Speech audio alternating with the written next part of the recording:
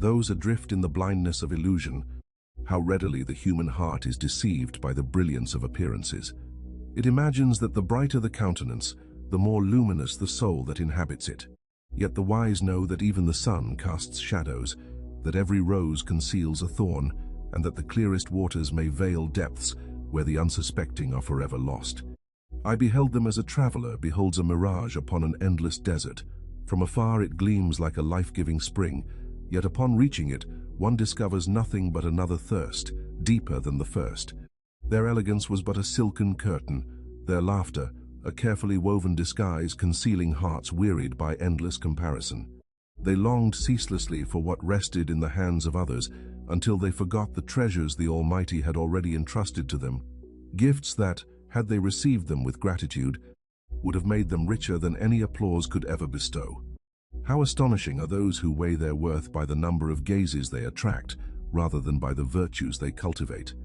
Praise inflates them with borrowed greatness, neglect dissolves them like salt beneath the tide.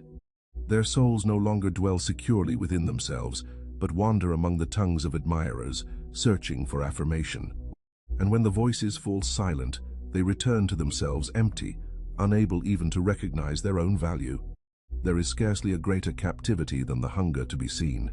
Such a soul forever pursues a station beyond its measure until it forgets how to stand where Providence has placed it. It watches every blessing granted to another with the restless eyes of envy, until contentment abandons its heart altogether. Possessing abundance, it feels impoverished. Surrounded by blessings, it imagines itself deprived. Such is the cruelest poverty, the poverty born not of empty hands, but of an ungrateful heart. Many believe beauty to be a crown resting upon the face, elegance to be a monument to greatness, and admiration to be the highest testimony of virtue. Yet a flower is cherished not merely for the brilliance of its petals, but for the fragrance that lingers long after its colors have faded. When its perfume is gone, beauty alone cannot preserve its worth, just as a sword adorned with gold remains useless once its edge has grown dull. Among life's deepest tragedies is for one's eyes to awaken to the world, while one's heart remains asleep before the truth. Such a person knows the stories of all people, yet remains a stranger to his own.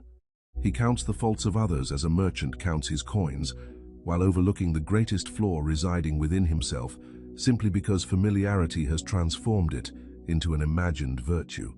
Such souls resemble passengers aboard a magnificent vessel who become enchanted by its gilded chambers, admiring the carvings upon its ceiling while ignoring the breach opening beneath its hull. They smile in delight as the waters silently rise around their proud feet until the sea claims them, and every ornament they admired proves powerless to save them.